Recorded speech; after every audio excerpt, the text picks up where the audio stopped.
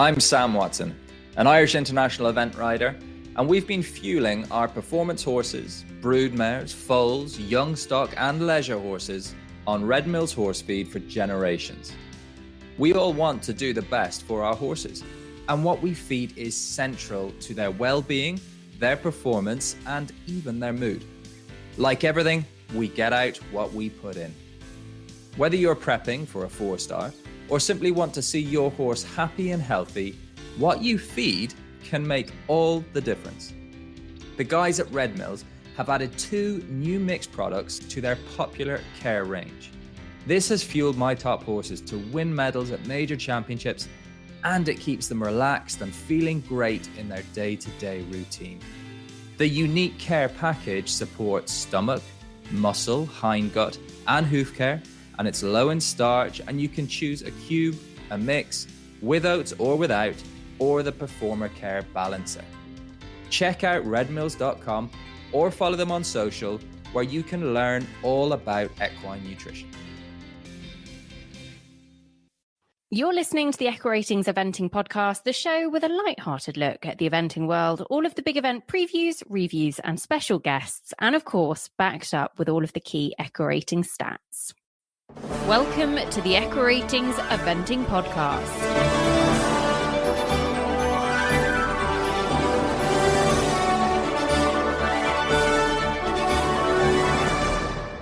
Welcome to the Echo Ratings Eventing Podcast, and it is a Red Mills special, the first Red Mills special of 2021, and we are kicking things off with a bang, listeners, because we have got a former European champion. She is an Olympic medalist. She is a stalwart of the British team. I'm really looking forward to this. Welcome to the show, Tina Cook. Thank you very much. That all sounds very grand introduction. I do love a good intro. Look, we're really looking forward to kind of looking back at a few of the highlights of your career, of which there have been many. So I have no doubt we're not going to be able to cover them all. But let's go back to the beginning. Talk about your childhood, because you were born into a really horsey family. Was it always something that you sort of felt destined for from a young age? Yes, I think so. You know, I look back and, you know, I was brought up with racehorses always there. You know, Dad was champion jockey, Mum, international show jumper. She gave up her career when she married Dad to support him. They were starting up training. And then I appeared and my brother appeared on the scene quite quickly. And so I don't remember Mum competing at all, other than to produce a few young horses when I was very young to fund my school fees, which in hindsight was possibly a bit of a waste of time. But, you know, we had a pony each. My brother wasn't that interested. And I remember I've seen pictures of me being very hands-on at the age of, you know, 3 or 4, brushing the ponies, picking out their feet, doing the whole shebang. And so, you know, Mum and Dad were always working. Work was at home. And so Mum and Dad were always busy, and I always enjoyed going up and playing ponies in the state. You know, we had a couple of wooden boxes just on the edge of the garden, and that was my play area, really.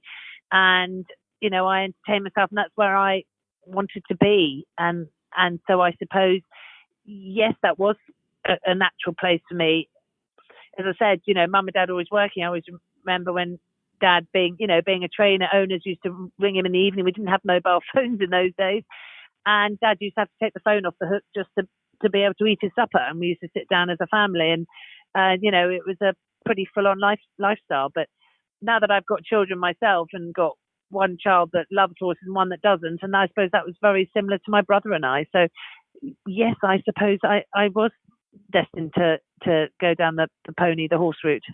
How did the eventing come about? Because obviously growing up around the racehorses, the young horses, your mum's show jumping influence, but how did eventing catch your eye? Well, from Dad, you know, with the racing in those days, it was very much a sort of male orientated sort of sport. You know, it wasn't something that girls were encouraged to do at all. And also I grew tall enough and heavy enough. So thank goodness it wasn't a direction that particularly interested me. I at one point in my teens, I sort of thought I wouldn't mind dabbling in a bit of pointing, but Mum and Dad were very much like, you concentrate and and concentrate on one sport only. And I totally understand that. So really, the racing side of it wasn't an option. Obviously, I followed the races, but as far as being a jockey is concerned, and Mum, even though she show jumped internationally, she also evented internationally. And again, in those days, you could be at the top and do both. But her heart was really in the eventing. She was second at Burghley one year. She rode at the European Championship. So, she really loved it. But then equally, I suppose she was most well known in the show jumping world, jumping at Hicksted in the Derby and Nations Cup team. So, she was hugely successful in her own right. I suppose when we did pony club stuff and ponies, I enjoyed the cross country. I enjoyed a bit of hunting, and I did a bit of everything, which I totally appreciate that now. You had fun as a kid doing pony stuff. And my brother was half interested. He's a year younger than me. He was half interested, but we did, a few punch trials and things like that together. And I suppose, again, the ponies that I had were quite often sort of hunting ponies that maybe when Mum and Dad were in Ireland and maybe looking at nice horses, maybe a nice pony might get bunged in the deal as well. So they weren't specific ponies to a particular discipline. So they were just really good all-rounders. So, look, I suppose I was drawn more towards the cross-country. Maybe I was better at that. I didn't have huge amounts of dressage lessons, but we had fun. We rode bareback. We charged around the fields, acting like lunatics. So I suppose the cross country was something that I enjoyed the most, and so that was how I went. Yeah, it came naturally as well. So you started eventing, I think, full time when you were 16, and then the horse that I guess I want to talk about first is Song and Dance Man, who took you from a team gold at the juniors in 1987 to your first badminton. But then your first senior appearance, senior, I can't even get my words out. Your first senior appearance in 1993, not only your first senior appearance, but one with an individual silver medal as well. Tell us about him, because that is the dream, to go all the way through the levels on that sort of first horse, giving you that leg up and making such an impact. Yeah, I mean, God, when you say it now, it just... the hairs on the back of my neck, really. He was also my first horse as well, off ponies. And Mum was obviously had an amazing eye for a horse. She wasn't spoiled when she was younger. So, she had to make do and with the horses that her parents had found and got as well. So the same with me. She found Song and Dance Man in a local dealing yard. He was a little 16-hand thoroughbred. Mum did a couple of novice events with him, done a few hunter trials. I was 14 going 15. I suppose I was quite tall. So I had a horse when I was at that age. And, he was not very good at dressage. In fact, it was absolute disaster, really. He was a bit of a hothead. He was a typical thoroughbred horse, but was absolutely brilliant cross country, and he was fast. And so I did a few pony club things with him, not particularly successfully because of the dressage. And then when I went affiliated and did the B stuff, that was when I was 15.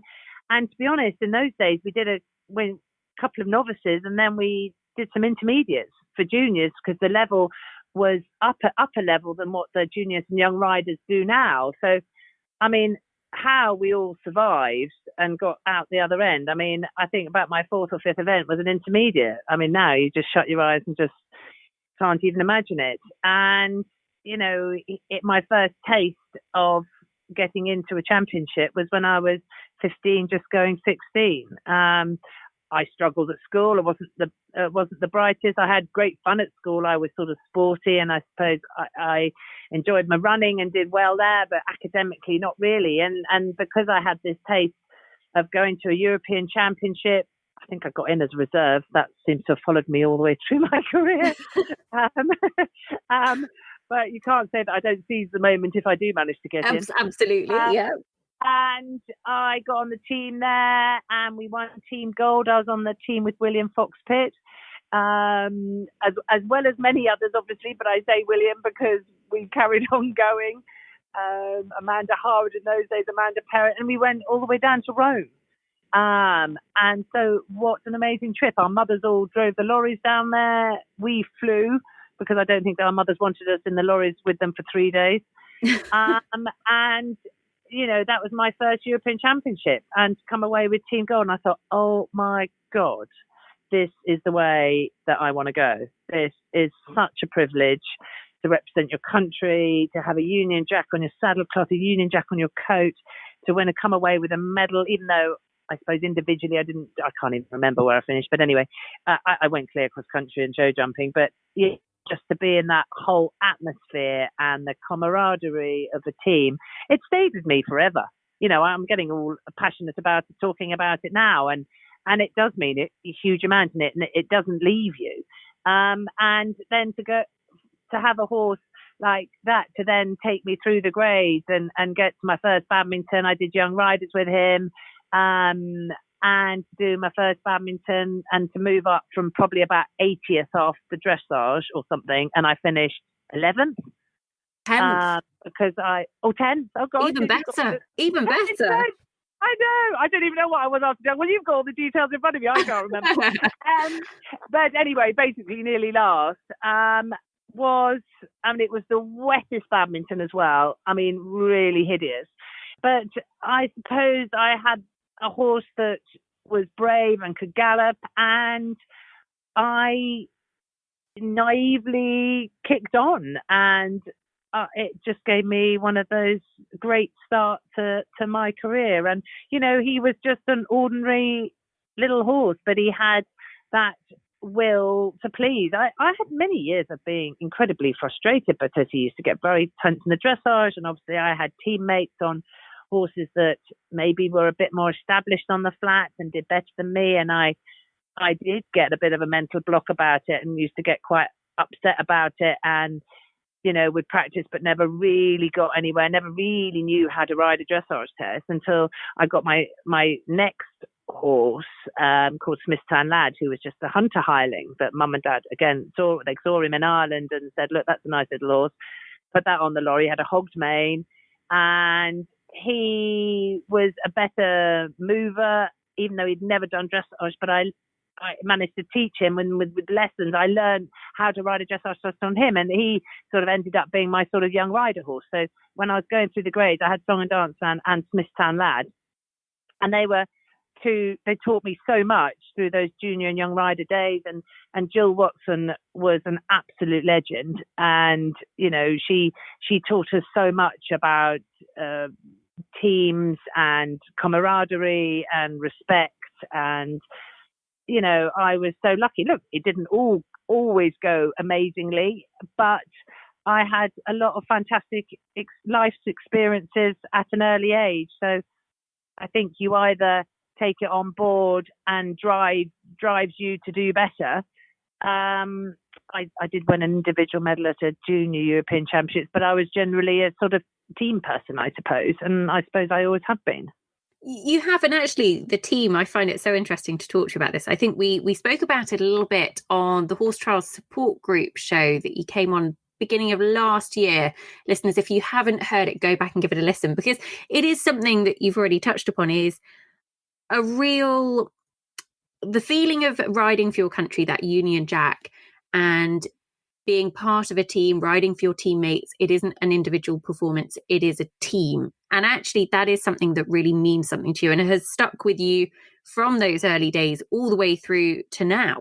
Yeah, very much so, because, you know, in my long career, I have been incredibly lucky to have produced a lot of horses, because that's always my goal with my horses, is to see how far I can get them. You know, they haven't been expensive, well-produced horses, but they've been horses that I have grown a great relationship with, and it's always been my goal to try and produce them to be team horses. And that's not always been blatantly obvious when they're youngsters, but sometimes that belief you have in each other can produce that, which I think we're so lucky in eventing. Maybe that doesn't apply in dressage and show jumping. Maybe they do have to be outstanding athletes, but in the eventing world, a partnership can take you a very long way.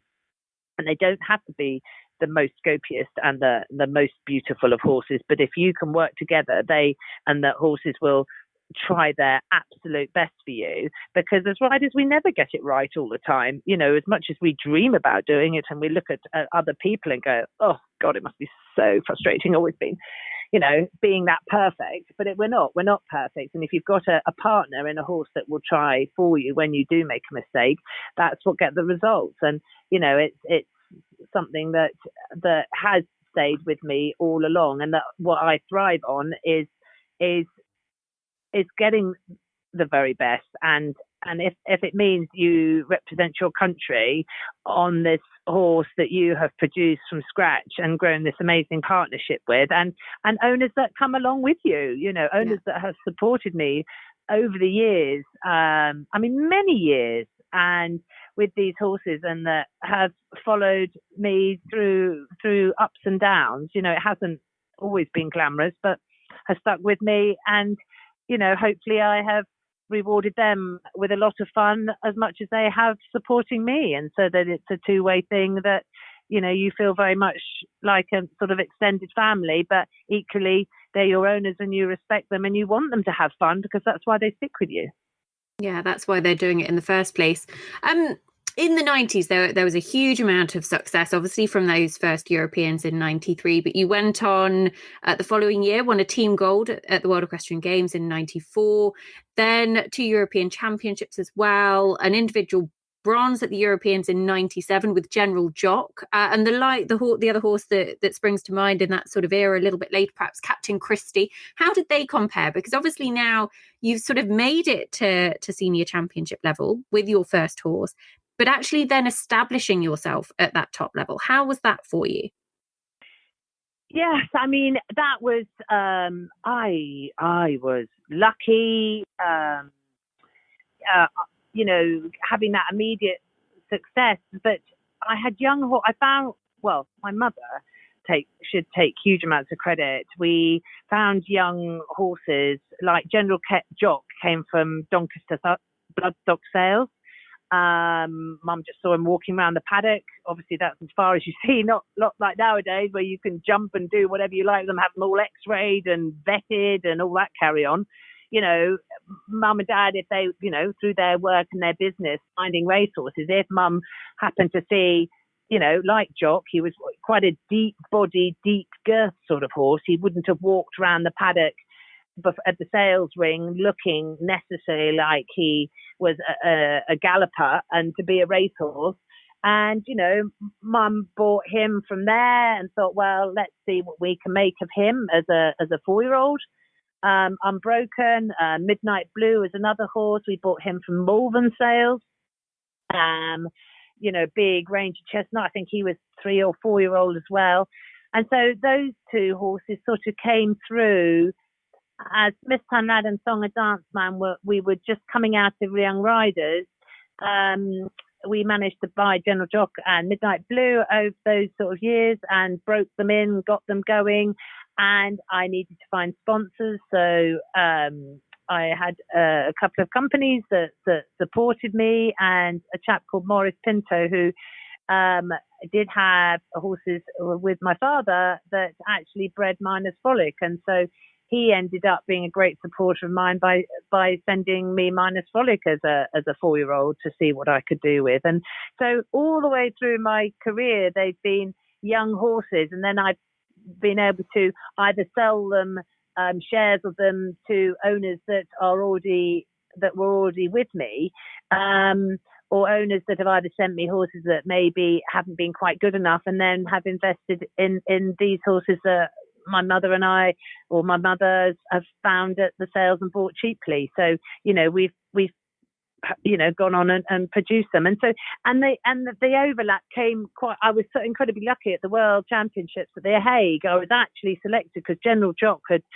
shone at Bramham, and I'd won the young riders at Bramham the previous year, and then General Jock actually won the seniors at Bramham the next year, and you know, as a young horse, I think he was only an 8-year-old, and I was then picked to go to the Worlds on Song and Dance Man and General Jock.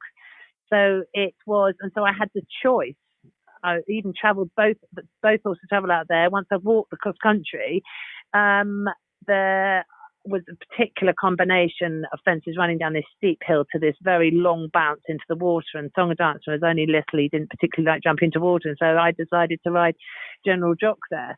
And you know, that, and we got Team Gold, we were the Golden Girls, Charlotte Babe, who's Daisy Babe's now eventing, Mary, obviously Emily King, and Karen Dixon and her daughter's eventing. You know, I was only looking at the picture the other day and I thought, wow, you know, they were a little bit older than me. I was the new kid there, and it was just so special and such, huge pressure to excel, but just gave me more hunger to be better and to, you know, make the most of it. And again, going back to General Jock, he took me through, you know, several championships. You know, he wasn't the most careful show jumping, but he gave me some great rides around Badminton, and championships as well. So it was really having the young horses coming through when the other ones, the older ones, maybe had been at the top level for a bit. And you know, it didn't mean that I had huge amounts of horses. I probably only had sort of 6 or 7 horses eventing. You know, I had some owners to support me and sponsors, but it was making sure that there was the next one coming through the levels, and you know, in the hope to take the place of the older ones. And for some, God only knows how, we managed to achieve that. If we just fast forward a little bit, so obviously there was a good deal of success throughout the 1990s, but the one sort of prestigious event that had eluded you to up until 2008 was an Olympic Games when you went to Beijing. Did that feel at any point, was it a little bit like, is this going to happen for me? Because obviously you'd been at the top of your game, you'd had multiple medals at Europeans, at Worlds, and the Olympics just hadn't quite happened to that point.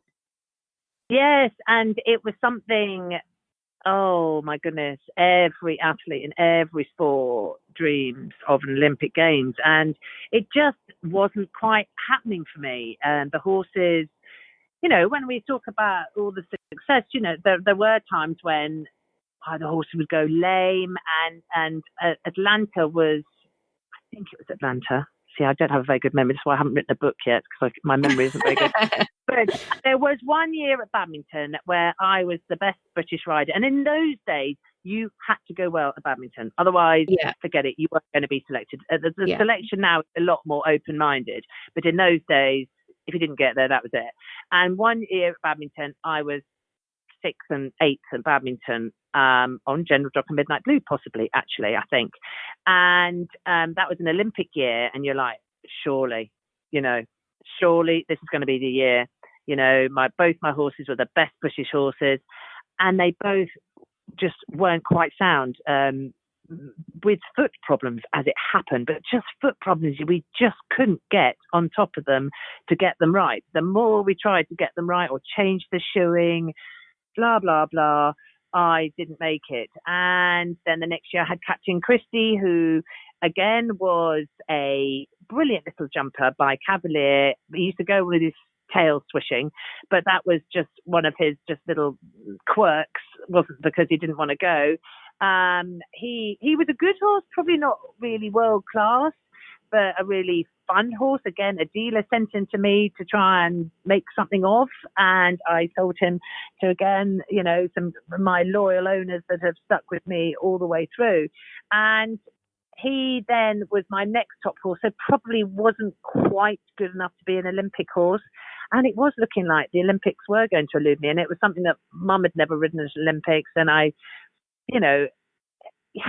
had incredibly supportive and parents incredibly successful, but I just wanted that little bit more. You know, it was something that I really dreamed about. And then sort of got married, and then had the children. So really not thinking. I thought, you're just going to have to accept. Oh, no, in between time, I went to Sydney and was there as reserve. That was one of my many torturous reserves. So I went to Sydney with a horse called the Gangster, who we bought off Peter Charles. And I managed to produce him from nothing to an Olympic horse in 3 years. He was a great big horse. He was 18 hands. Obviously, he knew how to jump, but I had to, teach him to do dressage. And he was generally pretty brave cross country, but I had to fairly rattle him through the levels, through the grades. Anyway, I got selected for Sydney, and flew all the way out to Sydney, but I was picked as second reserve behind Ian Stark, who had 2 horses out there. And so I was out there for 6 weeks as reserve and never got a chance to compete. And to be honest, it was really mentally disheartening. It was a struggle, because being a reserve, travelling reserve, is an absolutely hideous position to be in. I know it's better than being not selected, because you have a chance of competing, but you need to be somebody there as supporting your teammates, but equally slightly longing that one of them would twist their ankle walking down the stairs. Nothing or the serious. horse gets a nasty cough, because you want their slot. You want a chance to compete. That's why you're there. But equally, you've got to be there smiling, supporting them. It is, honestly, it's the biggest head screw, because and 6 weeks of it was it's a torturous. I mean, a long way and a long time. Yeah. And, and poor old Rodney had an injury. So then his horse slipped over and he broke his ankle. So I thought it was my chance, but I wasn't given it. Ian Stark was very lucky and had 2 horses to compete in 2 competitions. And I did think that was it. That was my chance. Come on. I really had to keep saying to myself, get over it. It's not going to happen. Push it behind you. I just was so disappointed that I'd gone all that way and I hadn't had the opportunity. But then I had experienced the Olympic Games. I had to try and look at the positives, but I was very down for a long time. Minus Frolic was, again, a young horse, going back to what I was saying earlier. Maurice Pinto, who had bred him and his sister, and he was an owner of my father, and then he trained horses himself, and then he came out of the sport and so kindly said, right, Tina, I've got a young horse here. I would like to see, you can have no expenses to me, but you make him into whatever he'll be. And my brother got his half sister. Okay.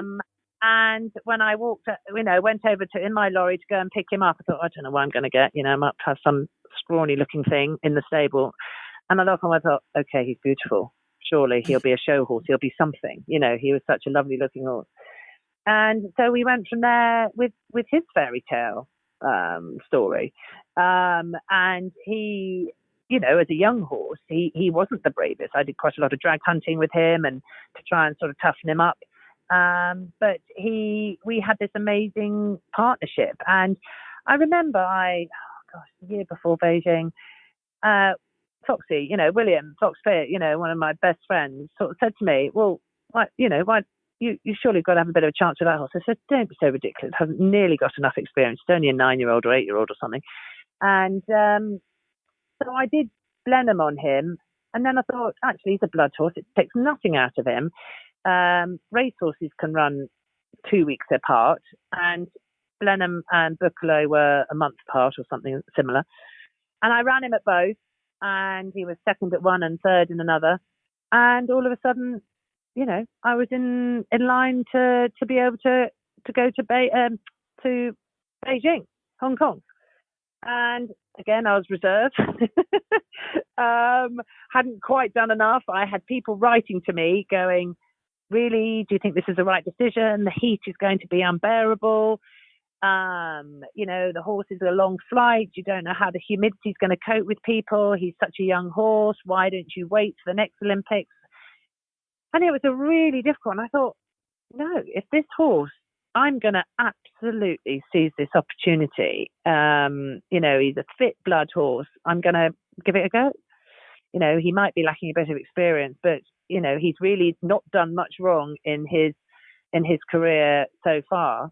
And thank God I did, because his naivety and everything else, he absolutely shone and coped in that atmosphere for a very insecure sensitive horse, he coped with those lights and atmosphere unbelievably. And then to come away with that individual medal was, and I had also had 2 children as well just before that. And Harry was actually a twin at the time, and I lost one of the twins, so I had a lot of mental strain just before that. So Harry was only 1.5, and I went there, and Isabel was 3. And there was I going to my first Olympic Games as a mum.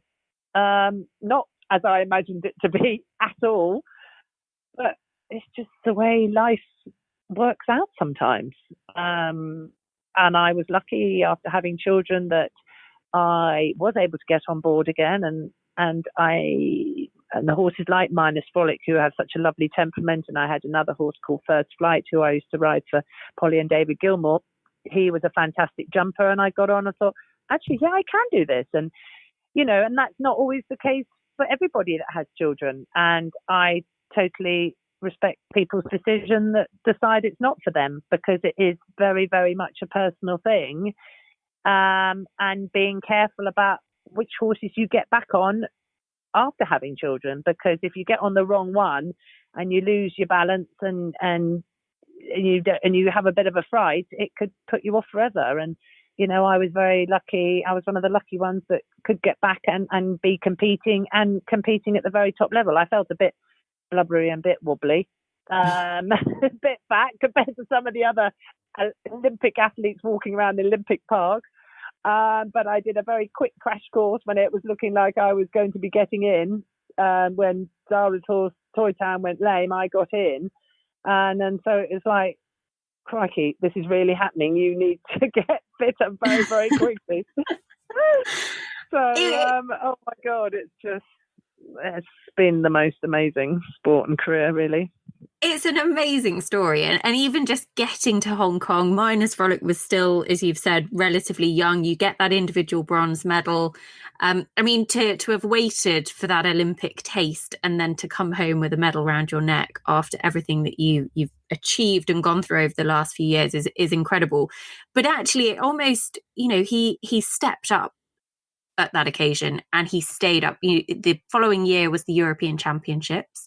It was a tough European Championships. And talk to us about that, because you then went on to become a European champion. So you've not only got an Olympic medal, but 2009 took the European title as well.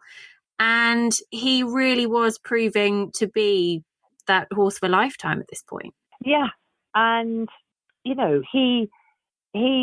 was such a special horse because of his special temperament. He was beautiful, but he wasn't the most scopiest of horse. We, on that last day, on the second, because that was the first time we had 2 rounds of show jumping going back to the Olympics. It was 11 o'clock at night under lights. The second round, there was a reduced number of fences. I don't know, let's say there were 8 or 9 fences. And they looked flipping enormous. Honestly, Minus Frolic probably had the scope to jump maybe 140 if I saw the perfect stride and a flat-out gallop. The fences looked enormous, and he just tried his socks off. As I said, he wasn't a horse that had endless scope. He wasn't the most supple and athletic, but he had this most beautiful temperament that he absolutely wanted to do the right thing for me. And he, through his career, he was also a very sound horse. That helped, and I suppose I am a lover of the thoroughbred, but galloping for a thoroughbred is natural. And, I think that absolutely does help. It's that part, speed, in my mind, speed is the ones that can cause injuries in general. Obviously, I'm being very general about this, but, and for the thoroughbred horses, it's easy for them to gallop. So in my eyes, it puts less strain on them. So, he was also a very sound horse, which, again, for me, when we spend all these years producing these horses, 5 or 6 years from nothing to the top level, we at least want to have a few years, if we can, enjoying the rewards of our hard work and really enjoy those top years. And I managed to have many top years with him. So to have the Olympics was amazing. And then, to go to Europeans and be actually, one of the fancied ones which was an unusual position for me to be in. I felt I had an opportunity, but like always, I don't always put huge amounts of pressure on myself. I don't go there thinking, right, unless I win individual gold, I'm going to be disappointed, because I think personally, if you do put that pressure on yourself, the pressure might not always work in your favour, and you can be disappointed. I think, yes, I'm going there knowing I can be competitive, and if I can do my very best in all three phases, if that's good enough to win a medal, brilliant, and if it's not, so be it. You know what I mean? And you can't control what every other person in every other nation is doing. All you can do is control what your performance. And, in those situations, it is so easy to be distracted with everyone and everyone else that's going on around you, and that you can feel the pressure. And then when you change maybe your way of riding or what you do with the horse, or feel more pressure, then your horse feels it. It's an unusual situation for them to be in. And that year in particular, the cross country in Fontainebleau did cause, Pierre Michelet's courses are always very testing, did cause absolute havoc. And half the German team all fell. I think 5 out of 6 of them all fell, bar Mickey Young. It's about the last time I actually ever managed to beat Mickey. And so that's given me great pleasure. Not many people have beaten him since, to be fair. Exactly, he's been tough. Exactly. He's been tough. I might just remind him of that if I bump into him. And it was one of those things. It went well for me. Everything went right for me, and others failed. And he was absolutely again on his A game, and that is incredibly special. And I'd love it to happen again, but who knows? That week it all went right for me. And he went on from a Europeans victory then to go to the World Equestrian Games in Kentucky in 2010. But from there was the heartbreak, really, of actually nearly losing him the year before a home Olympic Games. Yes, so I was at badminton one year, and this lump appeared. So that was 2 years before, the year before London. And a lump appeared on the side of his wither when we were at badminton. Now, to this day, we don't know whether it was saddle pressure, whether it was a bite, or what it was. Anyway, he appeared with this massive, great big lump on the side of his wither that was so tender, I had to withdraw him. So that was just, everyone was mortified. The owners were mortified. I'd love to have gone to badminton on a horse that I could have won badminton as well as anything else. And then he was put on antibiotics. Nobody knew what this lump was. And then he had a reaction to antibiotics, because he was on antibiotics for a couple of weeks. And he then nearly died from the colitis. And, he was very, very ill horse. But I mean, that was, sort of 2 months in. And it was unbelievable that he was able to get through it. I mean, it was so bad that it got to one point that the vet said he's not had a good day, and he'd been in hospital for a long time and was getting weaker and weaker. And they said, look, if we ring you tonight, I'm afraid it will be, because we're going to have to let him go. Anyway, I never got that phone call. And he survived, but I mean, it was survival. And to then come back and come out the next year, I wasn't then qualified for London.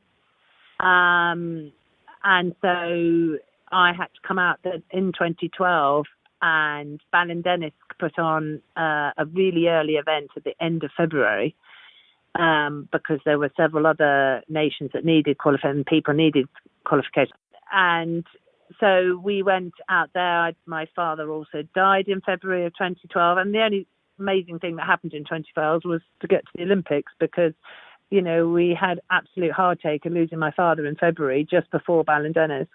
And so it was a really, really tragic time. But I knew that Dad would want me to go through with it, so we went to Ballindennis, got my qualification, and then got to London. But it wasn't something that I ever thought was going to happen, and London in itself was truly magical to be a part of the the support of the crowd, and to be in a team with Zara was very, very special for me, because rewinding back to when I was 20 and Zara was 10, I was one of the last Land Rover scholars for the sort of up-and-coming young riders of that day to train at Gatcombe with Captain Mark Phillips. Okay. And Zara was only 10 then, and Zara and Peter, I lived at Gatcombe, I lived away, I went away with a couple of horses and lived at Gatcombe for a year, and that was a big time for me to grow up. General Jock was a young horse then, Smithtown Lad, I didn't have a particularly good season. And to then go through the years of when Zara went on to be European champion and world champion, actually I didn't have horses good enough at those years. And then to actually be on a team with her in London was so special in itself, because, we stayed close since those days and get on incredibly well. And I was, just go back to being proud again. I get all emotional. I'm quite an emotional person anyway. And it was that bubble to be representing your country there, and to not let the whole experience completely overwhelm you. The children obviously beginning to get a little bit older. They were sort of 6 and 8 possibly, or might be a bit older.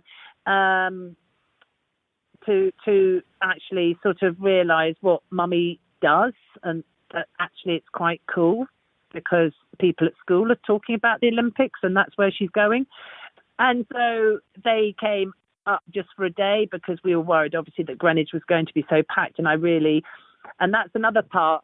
Sorry, I'm sort of going off on a tangent now, but when I'm competing, I try and mentally separate myself that I am a competitor today, and that's what I'm doing, especially when the children were younger. Obviously they're teenagers now, so that's added excitement. But when they were sort of 10 and under, when they were a liability to themselves, and could end up anywhere, that if I as long as I knew where they were and that somebody responsible was looking after them, then I could concentrate on being the athlete. And so, and that was my separation. There was no way I could have done it if I had seen, if I wasn't secure. I mean, children don't do it at all. If I said sit in the lorry and don't move, I mean, that would just be ridiculous. God, no. You'd go back and they'd have driven the lorry somewhere they shouldn't be. 100%. Yeah. A handbrake off, or disappeared off and been kidnapped or something awful. So, and that was like with London, they came up for a day on the train and then, went home again. A friend who actually looked after the children when they were younger, Claire, she brought them up, spent the day for them, then they took them home. We watched me on telly, because, it was at a time when that they were young, but we just didn't know how London was going to cope with it. And I just had to focus absolutely on what I was there to do. And we got so blooming close to getting that gold. Even now, it was amazing to come home with silver. The gold would have been really amazing, but it was a great team, a great, and going back to the teammates, being on a team with people that you trust, everyone knows that they are putting their absolute best in and looking for that team medal, and that is where it's really special. That you're not just going out to being selfish for your own thing. You are putting in your personal best, of course, because everybody needs to put in a personal best. But out of a team, it's not going to happen for everybody. But in the end, you need to have that mental security that everyone is there for the same goals and the same reasons, and then that usually brings out the best in everyone. If you see what I mean, that's how absolutely. Absolutely. And the best teams I've been on have been when that has been, the strength of the team and the team and the support team around us. I mean, look, I've also been lucky enough to be, I think they said, one of the only riders that have been supported by the lottery ever since the lottery came in. because my good old teammates, Pippa and William, they didn't get off to such a great start in seniors as I did. Obviously, they then took over me and have been total superstars and legends. But I have been supported all the way through, and that has been amazing. And to have the support team around us that we have now is unbelievable. To have doctors and physios and vets and nutritionists at, there to ask any questions or advise. And if I and I've had a good few injuries. I have fractured my neck, I've fractured my back, I've broken my wrist, I've got pins in my knee. Over the years, I've landed on my head, unfortunately, quite a few times, which is why my memory isn't quite so brilliant. But I've had absolutely A1 medical care to help me have the very best treatment and the very best aftercare to get back in the saddle again and representing my country. And, I can't thank them enough, because it is such a weight on my shoulder. When I was younger, you had to sort of put on a smiley face and carry on, and all you did was think about your horses. At least now, as riders, which is, I'm sure, why we have the longevity that we do have, is because of the support, the team support that we do have and around us. And it's very reward. It's a real security for us, to be honest. It makes a huge difference, and the team aspect again coming to the fore. One of the things that has sort of followed you throughout your career is still your link with racing. You've talked a bit about your love of the thoroughbred. Your brother is still heavily involved in racing, and I know you help him and have that sort of hand in it as well. Am I right in saying that was the initial link into your relationship with Red Mills? Yes, it was. I mean, I've always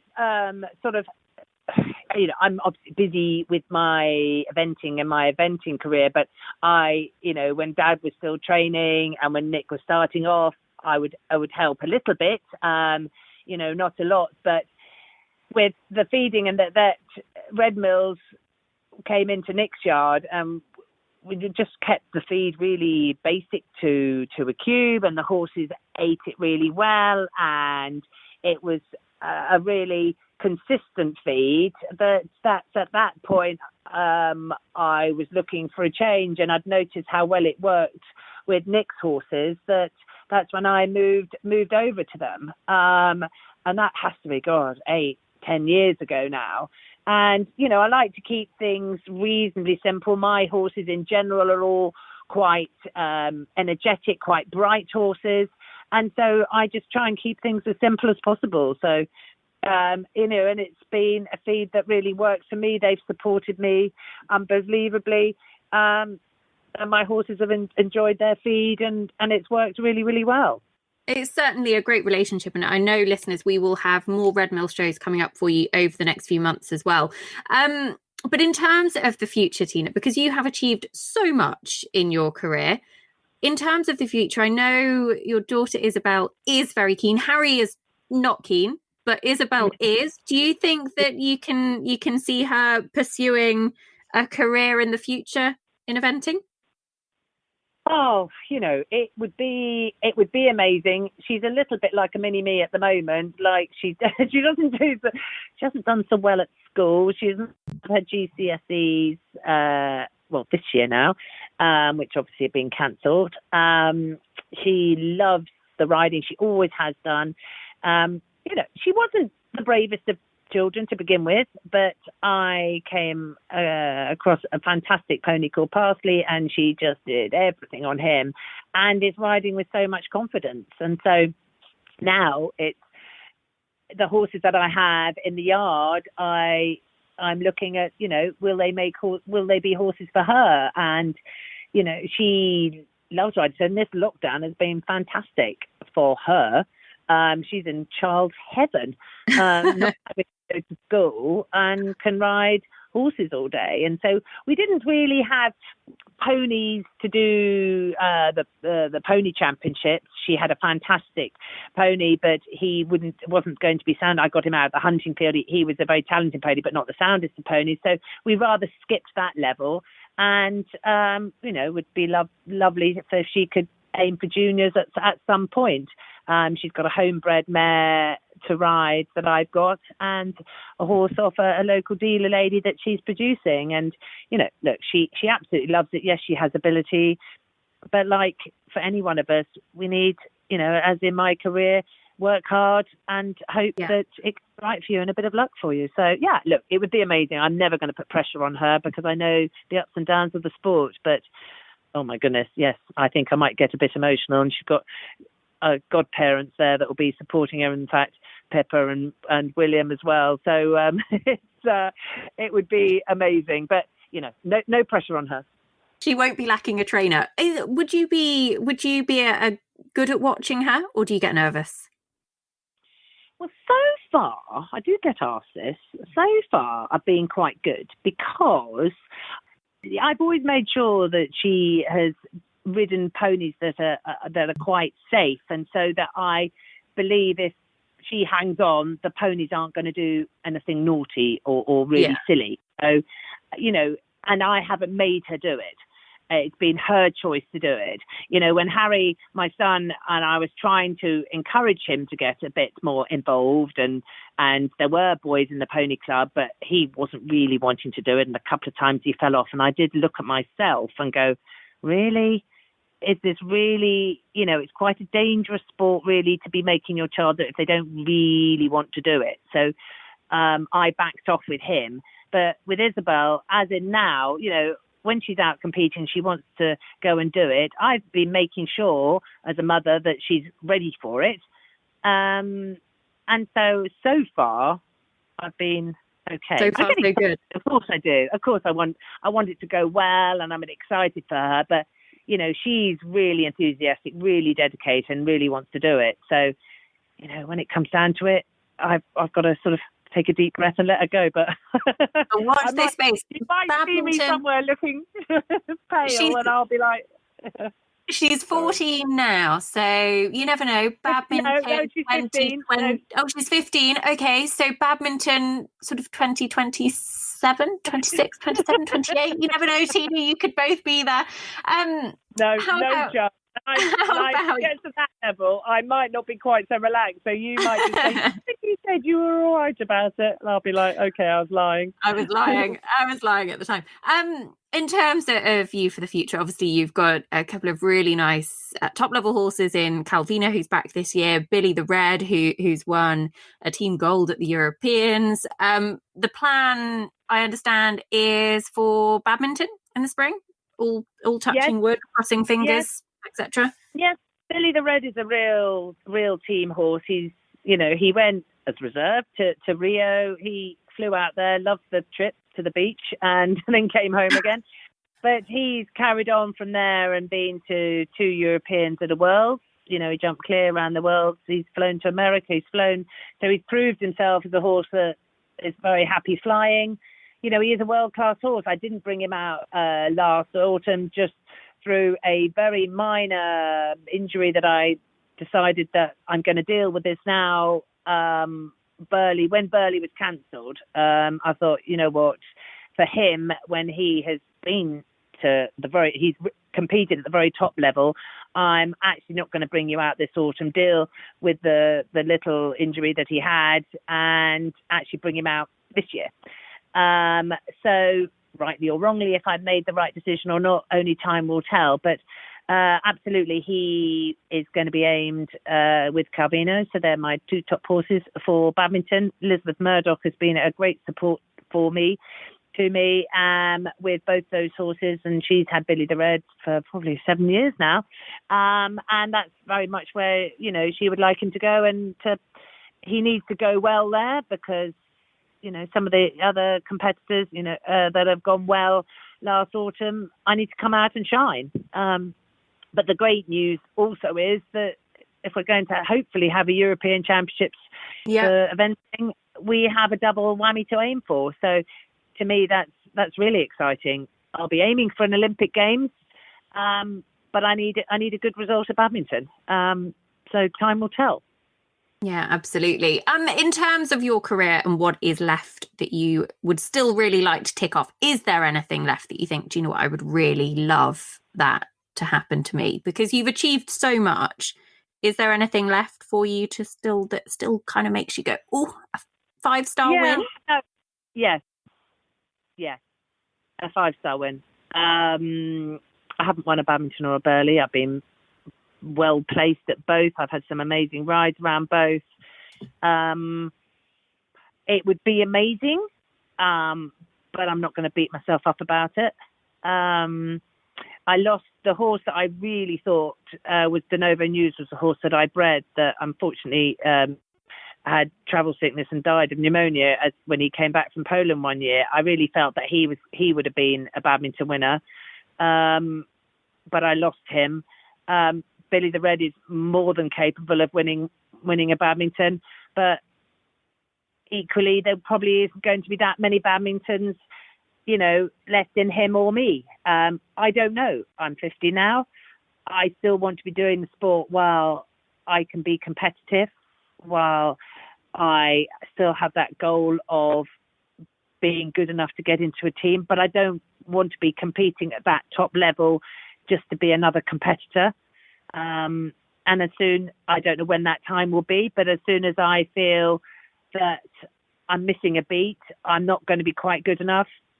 I do have the responsibility of being a mum of 2 teenagers that, it's very expensive. I'm by myself. I've been divorced now for 6-7 years.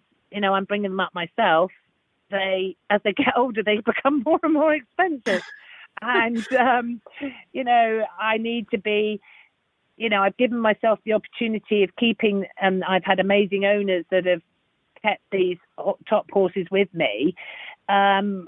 It's going to be very soon, because Isabel is getting keener and keener, that I am going to have to step down, because I'm going to have to be selling more horses that normally I would have probably kept for myself, but to earn some money to actually run a team, to give Isabel every opportunity to have had amazing life experiences that I've had in the eventing world. So I don't know when that time will be, but I am naturally cutting down a bit now. Equally, I'm in the next breath, I am still going to take it year by year. So this year, I am still very much going out with Billy and Calvino to get into, an Olympic or a European team this year, and then reassess on an annual basis of where I am with what horsepower I've got.